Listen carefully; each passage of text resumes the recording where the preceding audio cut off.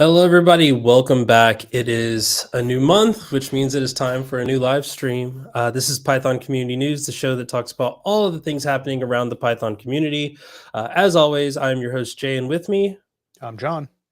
John. How's your March? I almost said your February, and I was like, wait a minute, we're next month. How's your March been so far? March just a couple of days in, and yeah, it's going well. I'm seeing lots and lots of activity in the events space. I think people are, uh, you know, coming out of hibernation a bit. Yeah, we talked about this a little bit before, like not even just conferences, like user groups are coming back and really trying to get going. My home user group, San Diego Python, we've been back since like November, and now we're like doing workshops and stuff and getting, finding more reasons to reconnect with one another and hang out. And I think we saw that there were a couple of user groups in your area that are getting back together.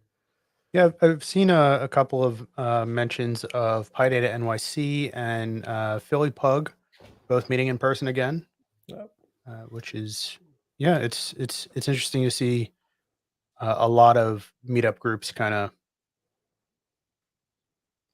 make that decision around the same time and seeing that momentum kind of build up. Yeah. And I would say, folks that are listening, we have a lot of conferences that are coming up, and we probably will not be able to hit all of them because, unfortunately, we don't know about all of them. So if you're listening now and you have a conference that you're excited about, let us know in the chat. But that said, it, we kind of hinted before, it's conference season. It's the time where all the CFPs are either hitting their expiration dates and registrations for the next conferences over the spring and summer. I think we've even got one in the fall that's like already announcing. We thought that this would be a good time to really talk about that and talk about the conference environment. John, you've organized conferences for a while, and I've attended and spoken at many of them. And to you, what is the conference scene in terms of like its importance in the community? I mean, it's a big part of what defines a community, right? Like each of these conferences that we're going to talk about today, and any conference that you attend is its own community, and they're all going to be a little bit different. Um, but they do intersect quite a bit too. So I have a big group of friends who I tend to see at lots of different Python conferences. So if I go to, for example, Pi Ohio, Pi Tennessee, Pi Gotham, and PyCon US, there's a bunch of people who I will generally see kind of only at these events, and uh, you know I and a lot of other people I know have really found great lasting friendships and relationships through those sorts of things. Yeah, I mean, for folks that do know my story, like for the longest time, I wasn't in the software engineering space. I was actually in marketing. So going to conferences was very different. You went to things like Adobe Max, if you worked with graphic designers and things like that, or you would go to like trade shows where, companies would try to get you to move your entire marketing platform over to their tooling. So it was rarely ever about the actual community. It was more about, what the businesses get out of it. And the Python space is so different from that, in that, to be honest, I don't really go to conferences for the conference talks. I go because I want to engage and see my friends and see folks in the community and maybe cheer them on if they're speaking, but also, just learn about what's happening in the space, more than getting maybe pitched at. Now, obviously I'm a developer advocate, so a part of my job is often being that person that wants you to come and hear me talk about a product.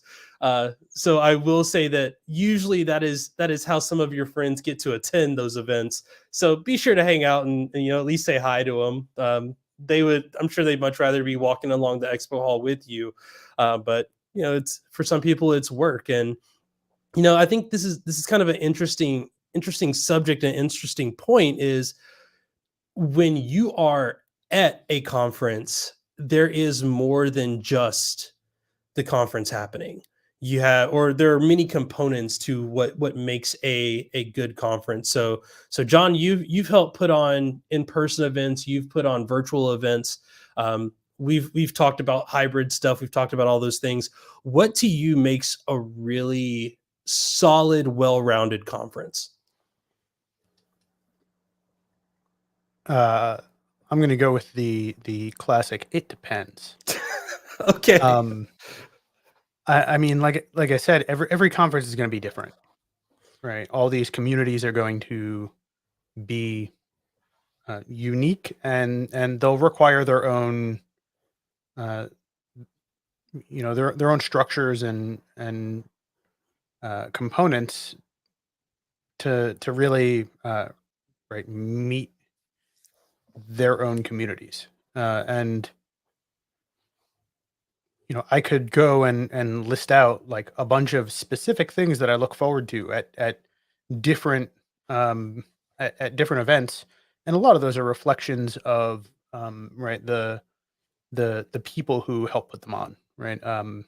a bunch of conferences in the Python world have um, things like board game nights, right, and that right arises out of right someone on the organizing team or one of the volunteers says, "Oh, this is a thing that I really enjoy, and I want to bring this to our community as a whole." And then they grow to be these like, uh, substantial, um, substantial kind of secondary events within the conference um, that last for years and years. Right? If you go to a bunch of different conferences, that once these kinds of things are in place, a lot of the time they continue to go on even after the person who, originally introduced them is no longer working on it.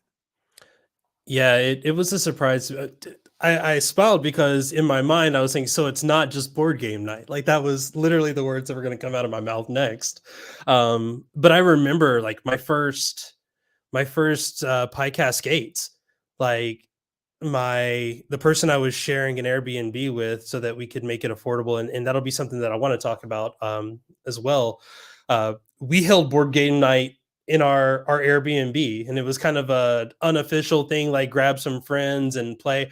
I think it's interesting that I probably met people that I don't even realize that I was meeting them because I was so new to the community. I only knew a handful of people, and now I see those same people and probably don't even remember that they were there. It was just like it was so fun and we were having a great time in the moment. But you're right. Now I look at DjangoCon. DjangoCon has been doing board game night. I mean, they had one last year, and even conferences outside of the Python community have picked up things like I want to say Refactor Tech. Um, they just called it game night, but it was effectively the same thing. A bunch of board games. They had like the I forgot what you call it now, cornhole or stuff like that. And then they had like some puzzles on the table. And it was interesting because the next morning you get there and there's a mostly finished puzzle still sitting on the table that they left out because they wanted people to be able to go back and finish it during the conference. Um, but to me, like it is those things. And I will say that if you're thinking about attending, your first conference this year, this is an interesting time to do that because I think what you're going to see is a lot of folks who are regulars at these events are going to be there and they're going to be, I don't want to say a little nervous, but maybe a little like desiring for what the next thing is. I could easily see like new, like this is the time that if you're new, people are getting back into it. So this is when you should feel the most included. And I do want to, cover that as well. So there's a lot of things that we want to talk about. Let's start with what Before go ahead. before we get into the meat of that, since you're on the topic of right, attending your first conferences, I want to hear what your first Python conference experience was like. Like you mentioned, being right, in the marketing world and exposed to a kind of different class of industry events. What drew you to these Python community run conferences most of the time? So I'll my first conference was North Bay Python 2018. It's either 2018 or 2017. I can't remember. It was the first one that they did. Um, the reason I chose that conference was I lived in California. It was the closest conference to me. And I was like, well, how do I go? And I had to take vacation time. My boss was like, again, I was a marketer. So my boss was like, you want to go to a developer conference? Have fun with that. Be sure to submit your time off. And it was really weird because I didn't know anyone. That was kind of the hard part about it, was that I don't really know what I was expecting because I didn't know what to expect. The only person that I knew was a friend of mine that served in the military with me that was trying to get into programming and was like, I want to go, I want to attend as well. So like we hop on a plane, get into this, Motel 6 that's like on the outskirts of town, and like get an Airbnb to go in. And when we get there, like we don't know anybody. And the first thing we hear are people like, hey, we need somebody to help set up chairs. And I was like, I mean, I'm from the military. If we know anything, it's we know how to volunteer ourselves to do work, I guess. So like we're setting up chairs and we're like, hi, it's my first Python conference. I'm Jay. Nice to meet you. And at that point, I think some of the first people I ever met were like Josh Simmons, Chris Neugebauer, who were they were the organizers of the event, and an author that goes by the name Al Swigert, who wrote Automate the Boring Stuff with Python. And it was interesting because I had picked up that book, but I didn't know who the author was, what they looked like, or anything like that. So he's like, "Oh, hi, nice to meet you. I'm Al." And I'm like, "Oh, nice. Hey, Al, how's it going?" He's like, "Oh, what do you do?" And he's like, "Oh, I'm a marketer." He's like, "What do I do?" "Oh, I'm an author." And I was like, "Oh, yeah. What books have you written?" He's like, "Oh, now that I'm saying this, I'm like, oh, Al. Like, if you're in the community, you've been in the community for a few years, you probably know Al." So hearing about this, thinking about how nervous I was, I I now think of it as not silly, but I I can kind of understand the hesitation that people might have, and maybe that's the thing that of all of this, it was a great conference. I don't remember any of the talks. It was fine. It encouraged me to go to another one like a few months later, and that was Pie Cascades. But I think the biggest thing that I got out of it was it felt like that wallflower situation at like junior prom, except for instead of embarrassing myself because all of my friends were there, it was like I don't know anybody here. And I was well relieved to see that people were willing to have open conversations and be friendly and invite us to lunch and things like that. And it really helped me come out of my shell as a Python developer. Do you remember your first conference, John? I feel like this I was do. like Yeah. I'm not going to Not shame you that here, but I old. feel like that was like what, a decade ago. Like, The first tech conference I attended was actually PyGotham. oh Um, wow, so I and this was 2011, which was the first year that PyGotham happened. And I had been active in uh, the the meetup community in New York at the time, um, mostly just attending events. But when when I heard, right, hey, there's this conference that's going to be happening, and it's right a bunch of the people who you already recognize from these events, because that's how a lot of community run events end up getting formed. Um, I was like, okay, great, and I got tickets for myself and the other people on my team at the time, and we all went and uh, enjoyed the first year of a conference, which is a really fun thing to be a part of, right, because it's when things are rapidly growing and finding the various different right, those board game nights, those kinds of things, like those first couple of years are when a lot of those things get kind of like put in place and you see it happen quickly. Um and yeah, I mean, I was immediately hooked, and I've been now organizing meetups and conferences for over a decade since then. So before we jump into like the whole like speaking at conferences thing, like how has enjoying the conference changed since going from attendee to organizer? Because I feel like there's, a lot of beginners will have this moment of like, I don't know how they put all this together, and then it's like, well, you could always volunteer or become a co-organizer, and we're not going to make you conference chair, the first time you volunteer, but you can see a lot of the process that gets made. So yeah, how has that changed for you? I mean, someone might make you conference chair the first time you volunteer. It's a We pretty common. shout out to Pi Texas, where my favorite story happened, where we're sitting there at the happy hour event, and the conference chair for this year, Mason, comes up to me and goes, "So I've just been elected as the president of the Pi Texas organization. This is my first year with them." So yes, and that's not necessarily a bad thing. Mason has a wealth of knowledge there, but I can definitely see where if you volunteer yourself, maybe put some guidelines on where you would like to contribute.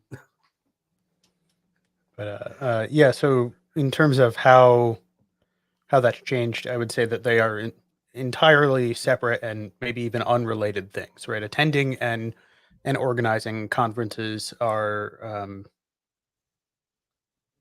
don't share much in common with each other. Um,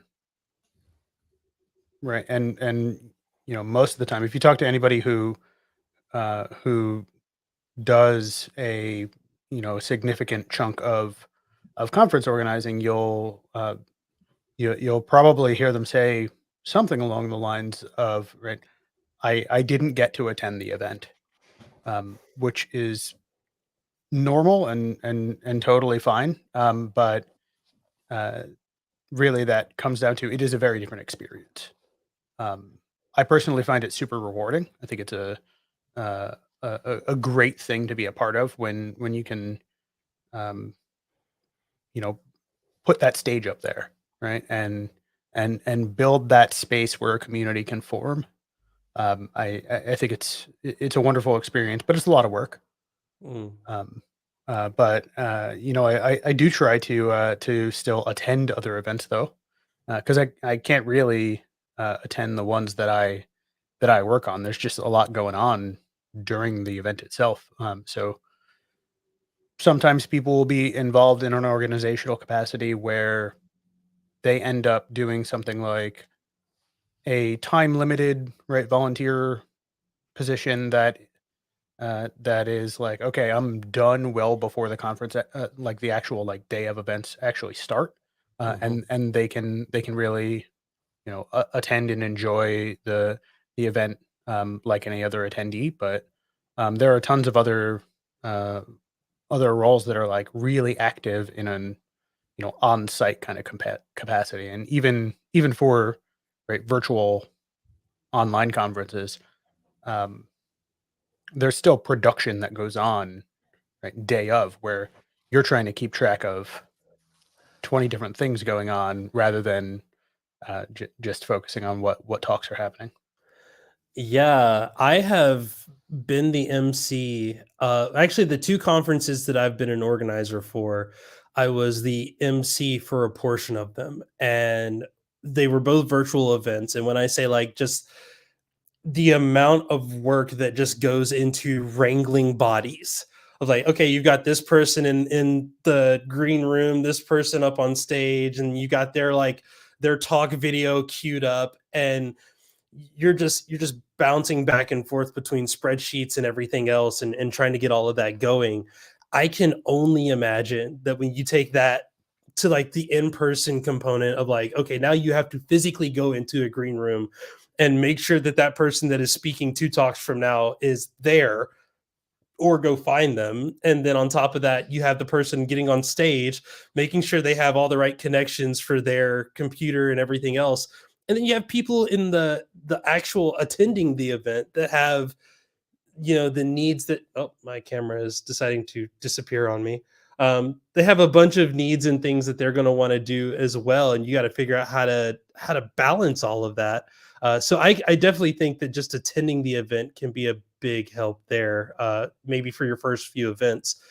That being said, I do think that there is something nice about volunteering, and that's going to kind of get into one of the first things that I wanted to talk about, which is how do we afford to do all of this?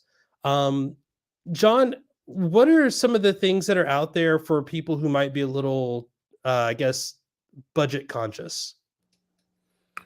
Yeah, there are, and this is going to vary conference to conference, but broad strokes, there are various tiers of ticket pricing that a lot of conferences will offer. So, um, one of the ways you can get kind of the cheapest ticket on the page is by buying them early. So conferences will usually have early bird pricing for at least individual tickets. So if you're paying your own way and the ticket's not being covered by your employer, um, that's sort of the cheapest right paid option you might get. Plenty of conferences will provide like discount codes and things like that. But beyond that, if you're really looking to spend kind of like no money on the ticket itself, conferences have other programs in place to make that more affordable and approachable as well. So, a bunch of events will have things like opportunity grants programs where you can get not only your ticket paid for, but also potentially funding for travel and lodging. Um, a lot of conferences will have things in place where if you are a volunteer, you get a free ticket. Um, a lot of conferences will have things in place where if you're a speaker, you get a free ticket. So there are all sorts of different ways you might uh, be able to get a ticket for right less than the face value and maybe even free.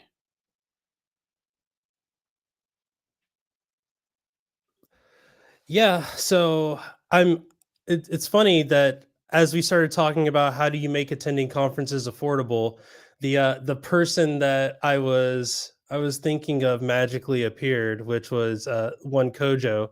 Um, I know that Kojo's gonna be going off in the chat, so I don't need to send him a link or anything to jump in, but uh, there are a few talks, I think a keynote or two that Kojo has done that has a bunch of resources to help people attend conferences, even if you're on a budget. And I do think that in most of those presentations, one of the first things is look for financial aid through the conference. Look for it'll usually be under opportunity grant, financial aid. It'll be or financial assistance, any of these things.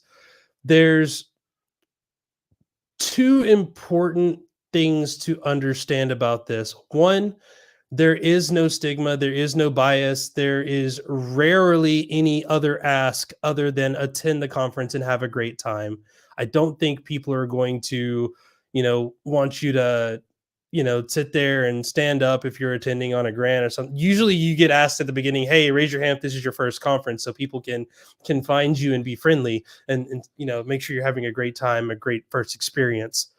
um but I do think that there is also the second point of, usually these grants, these financial aids, all of these resources will help you have a better time at the conference because you're not worrying too much about how you're affording everything.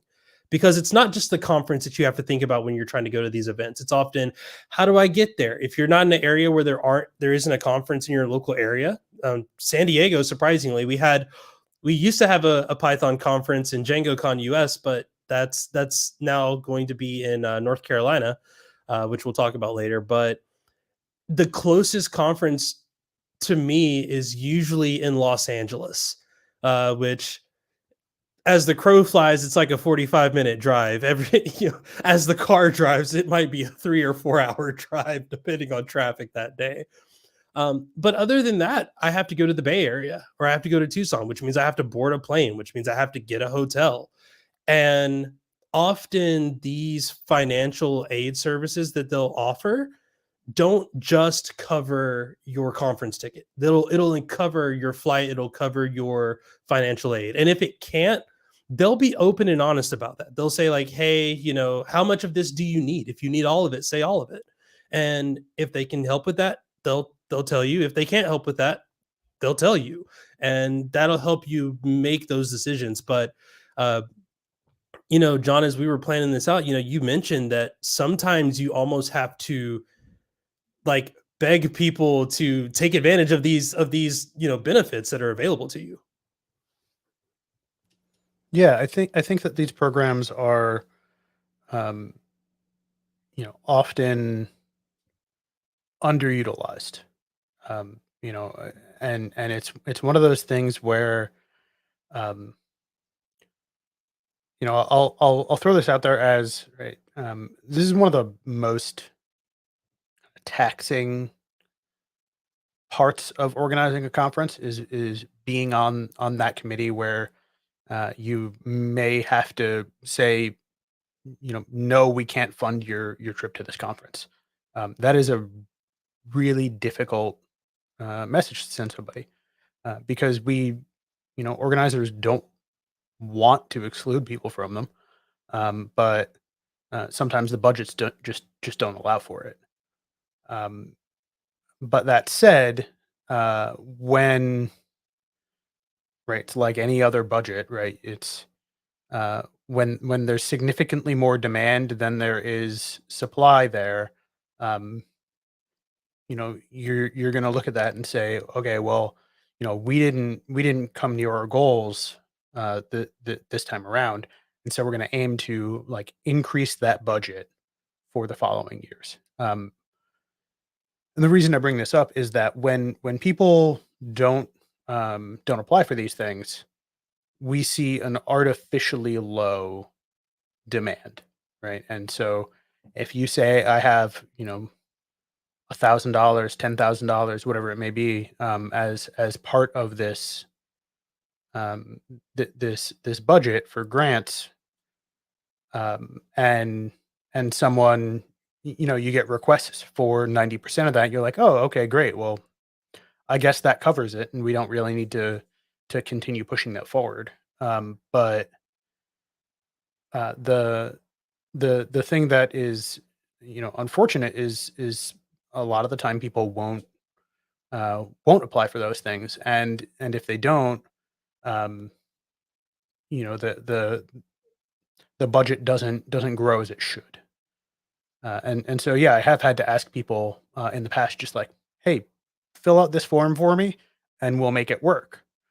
Um, and I've been in a privileged position to be able to do that, right? Where we were in a year where we had enough in the conference budget to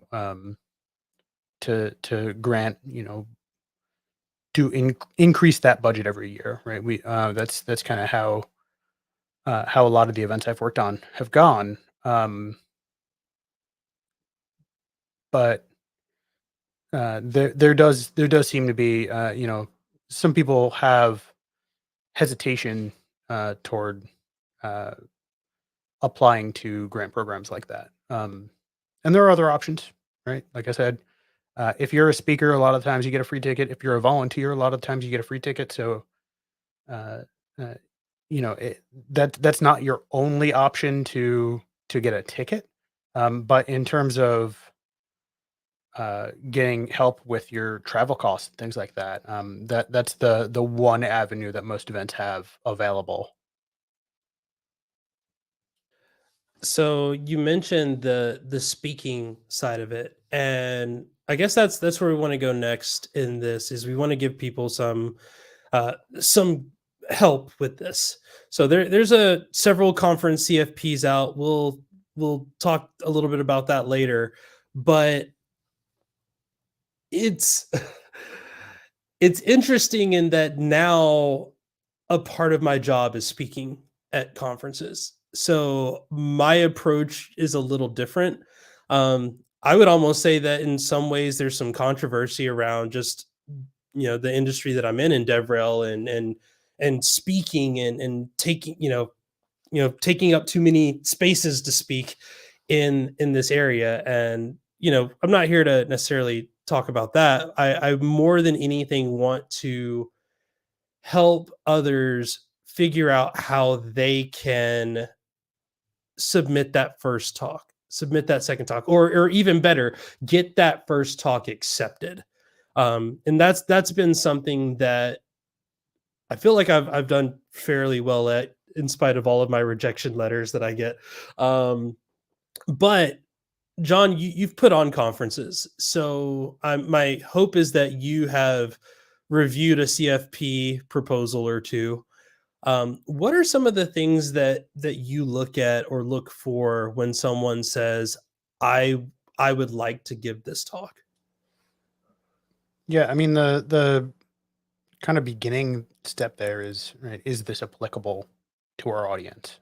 Right? And so my own interests aside, if you pitch a talk that looks like super cool, but is not actually related to the kind of the main theme of the conference, you're probably going to get a rejection, which is unfortunate, but So what you're um, saying is it my happens. my PyCon talk should not be primarily focused on JavaScript. Is that what I'm hearing?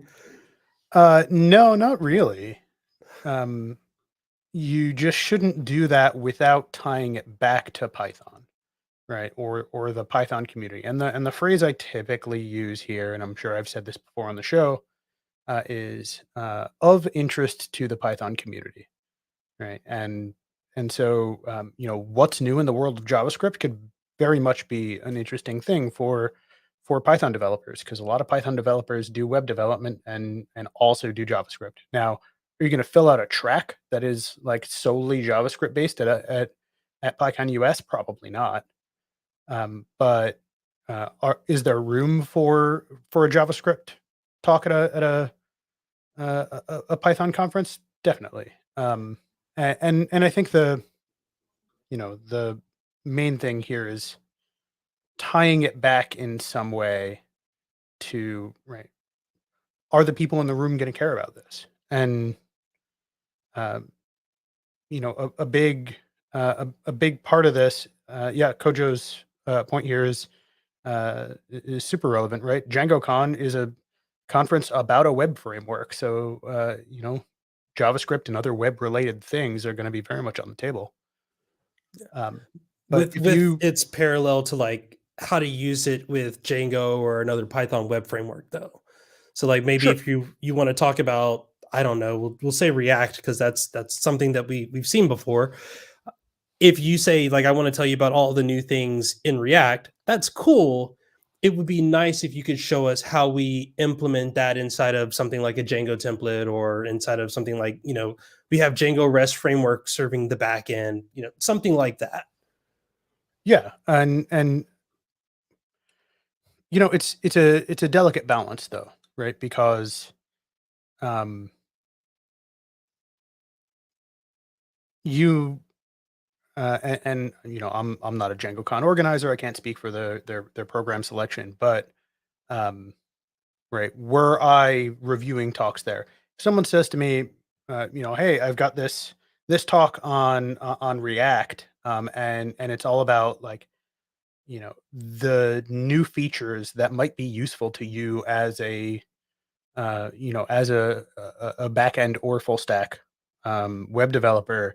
But I'm coming from it from the perspective of, I do mostly React. So, like, if someone's not super dedicated on the Python side of it, but can still provide information that's useful to the Python world, then absolutely, it doesn't necessarily have to be right. Like, here's how you do this with Django. It's just, um, you know, if you are already doing these things with Django, then here are some additional tips that can make it for a better experience.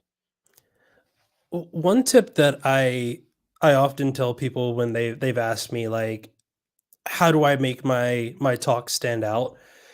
I often say like, either make it focused on the region, kind of similar to what you're saying, but taking it from like a geographical standpoint of, if I'm giving a talk at Pi Texas, for instance, it would be cool if I can link that talk to either a problem or something that is culturally observed in that community.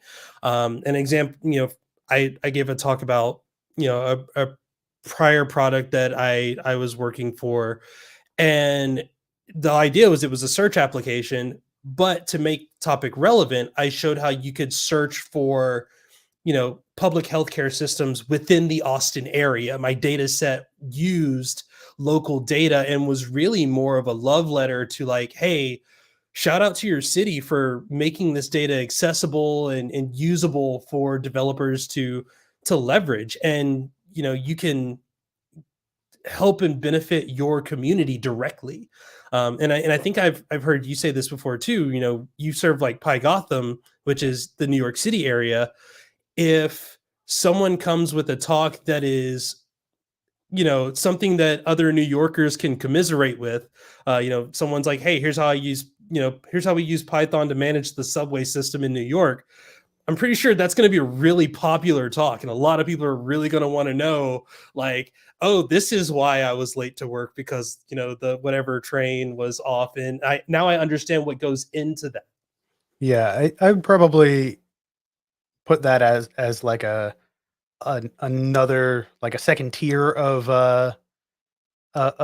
talk proposal tips, right? Because like, okay, you've got your proposal. It's relevant. It's well written. It's going to be easily digestible by the program committee in a short amount of time because a lot of these conferences have hundreds or thousands of proposals and not a ton of time to review everything.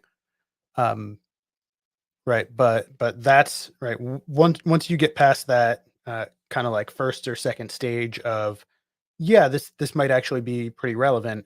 Yeah, doing those like personalized touches, tying it, very explicitly to the community that the conference serves, is definitely going to give you a leg up there.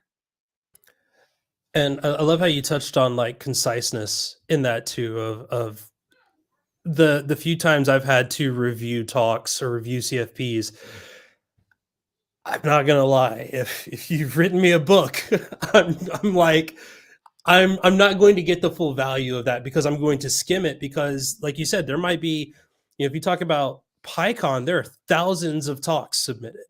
Maybe a regional conference, there's still probably about 100 or more, and you might be the only person reviewing those talks, or you might be one of a handful of people who do the first wave of reviews, and you still have, if you're doing something like a double blind, you don't know, sorry, a double blind talk review process where you don't know who the speaker is and or anything about the speaker other than their talk itself. Then what you have to do is you have to trust that the person that just wrote this book explaining why they want to talk about this topic is going to be able to rein that in and create a 10 to 15-minute talk so that you don't go over time, then like causing problems for the rest of the event.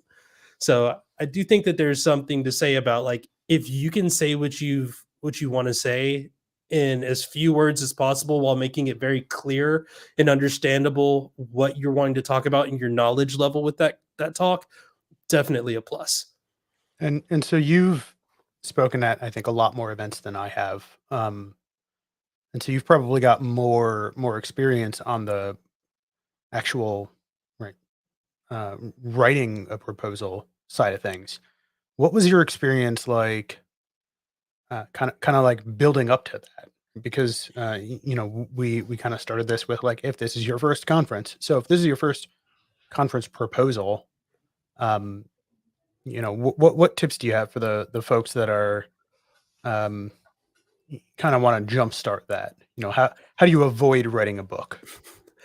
I would say I kind of have a different answer for two different groups of those same people. If you have an idea for a talk and you have never given that talk before in any way, shape, or form, I would first suggest give that talk at a local meetup. Like flesh out the idea at a local meetup as a 5 minute, 10-minute lightning talk. I promise you, a 5 minute lightning talk is significantly harder when you have a brand new topic than a 15 or 20-minute conference talk because you have to understand what is super important. And you can use that 5 minute lightning talk and hit those high points to create that bigger CFP proposal. The things that were so important that you left in for your 5 minutes, those need to be the things that you want to highlight in your CFP. And that to me is like kind of the good process with that. Now, in terms of looking at the idea of what you should do in terms of I'm trying to think of the word. Like I've given this talk before a couple of times, and now I think I'm ready to present it, to a conference. Um, One, think about how much content you have. We were jokingly talking about the person that has that's written a book, but if you've only got 5 minutes of talk and you've got to fill 30 minutes, that's a problem. If you have an hour of talk and you've got to fill 15 minutes, that's also a problem. So you're going to want to shape this and maybe mold it. And what I've often done is I will have the same talk and I will have three different, what I would call versions of it. And I'll have like the 5 minute lightning talk version, and I'll have what that CFP process looks like. At San Diego Python, we make you submit a CFP, but it's very loose. It's like, what's your name? Are you comfortable giving this talk in person? And then like, can you just tell us what the talk is about? And then I have the more structured, like, this is for your 15-minute talk. Here's my abstract. Here's my outline of what I'm kind of wanting to cover. And then I've only been asked to give a keynote once. So coming up with that was very interesting. And just there was a little bit more involved in kind of pacing and understanding like, hey, we're gonna cover these things, we're gonna focus here, then we're gonna shift our focus to this other group. I would say at least have those first two. And I think if you can do that, then figure out what can be removed, because you think you have a 20-minute talk and your 20-minute talk is really like a 30-minute talk. So like just be ready to be like, okay, I've whittled this down. I think I've got it. Let me whittle it down some more and then present that, because that's going to be the stuff that really helps you at least get your talk approved. We have a good comment in the chat. Also, let's work to bring our local meetups back. Many have been becoming active during COVID.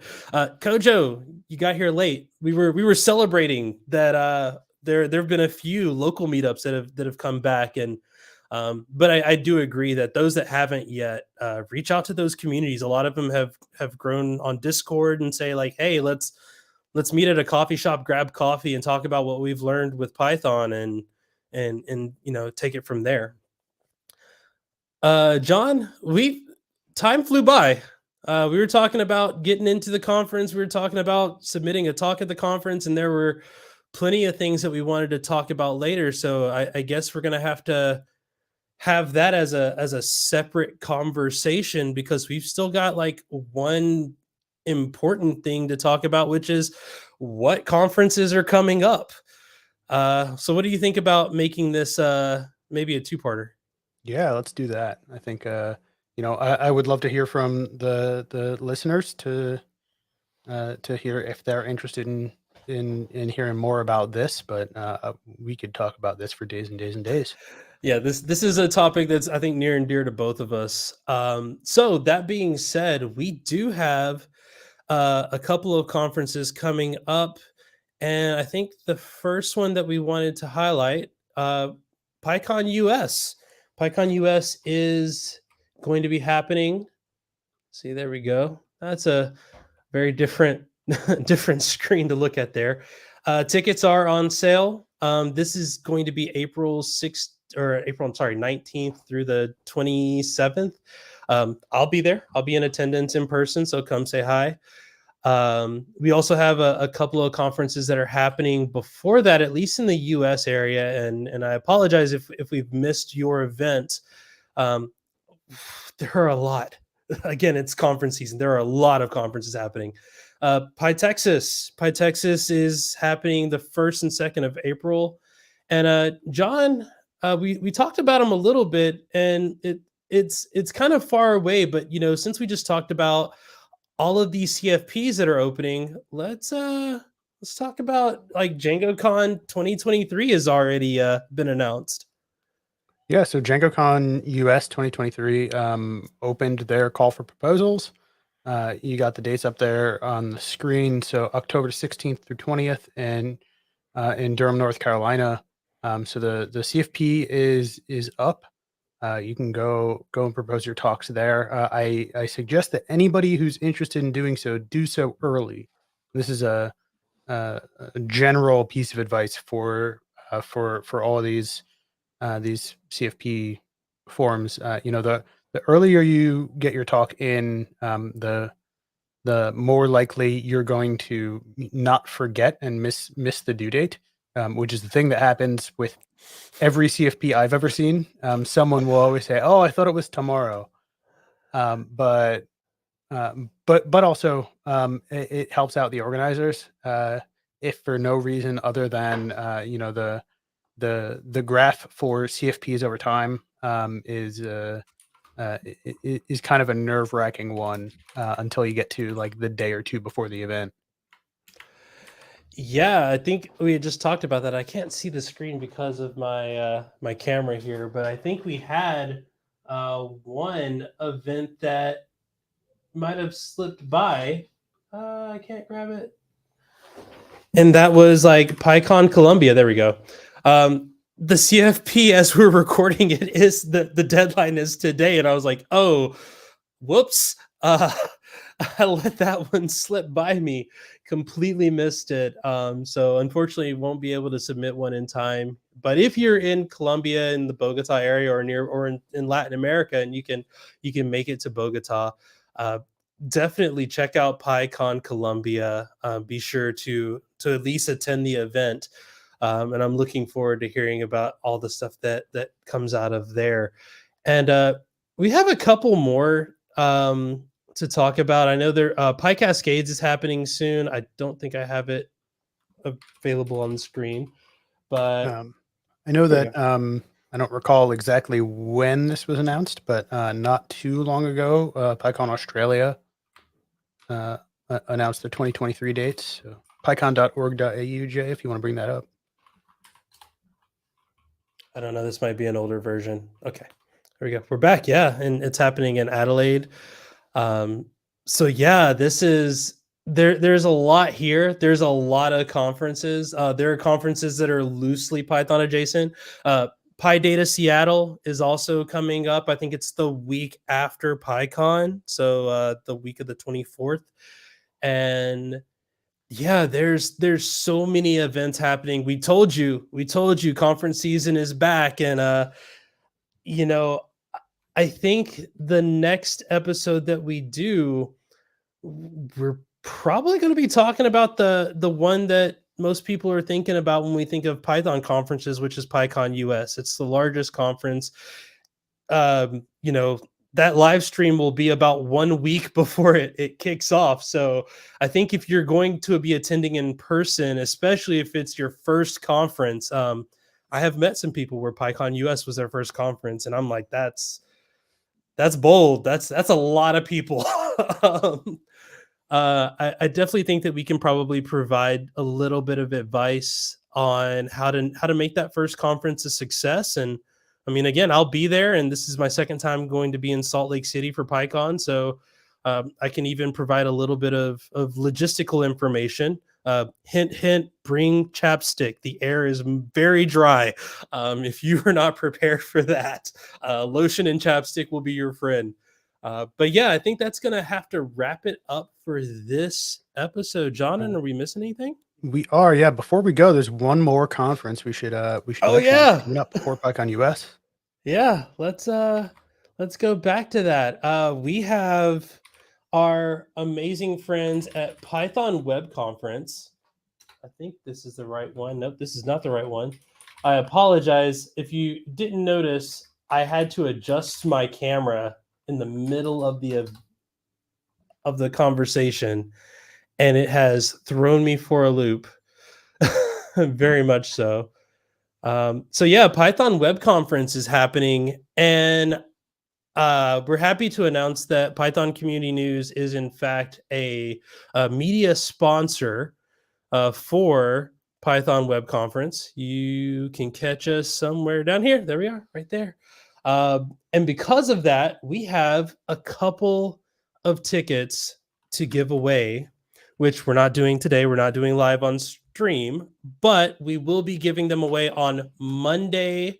That's Monday. What day is that, John? Do you remember? It's March 6th. So Monday, March 6th. And in order to have a chance at doing this, what you got to do, quite simple, is go to this pinned tweet here at twitter.com/PyCommunityNews.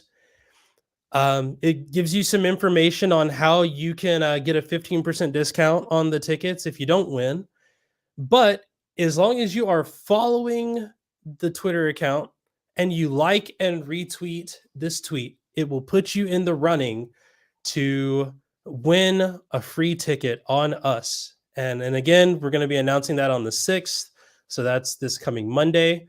And good luck to those who enter. And again, even if you don't win, be sure to use this discount, Python Community News at PWC 2023.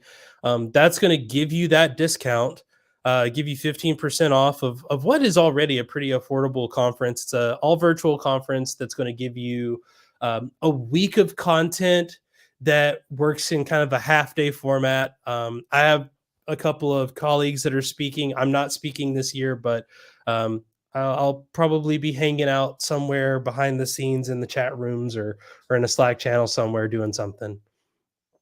Was there anything else, John? Well, I think we are out of time, but yeah, like you said, we'll have a lot to say about attending PyCon US in next month's episode. So if you're interested in hearing about that, especially if it's your first event, tune in. What will that be? April That 7th. Yeah, we'll have a little bit more. We'll have a few more days in the month before our first one. But yeah, that's going to do it for this month. Thank you so much for hanging out with us. Thank you so much for checking it out. If you're watching this on YouTube, be sure to give it a thumbs up and subscribe to the YouTube channel. We have videos that come out throughout the month for other smaller pieces of news as it develops. Also, if you're listening on the podcast, be sure to rate us in whatever podcast listener you're using. It does help. And of course, if you have any questions or you have a topic that you want to present to us for us to review in case we missed it, You can check out where to do all of that by going to pythoncommunitynews.com. But that's going to wrap it up for us. I'm Jay, I'm John. and this has been the Python Community News.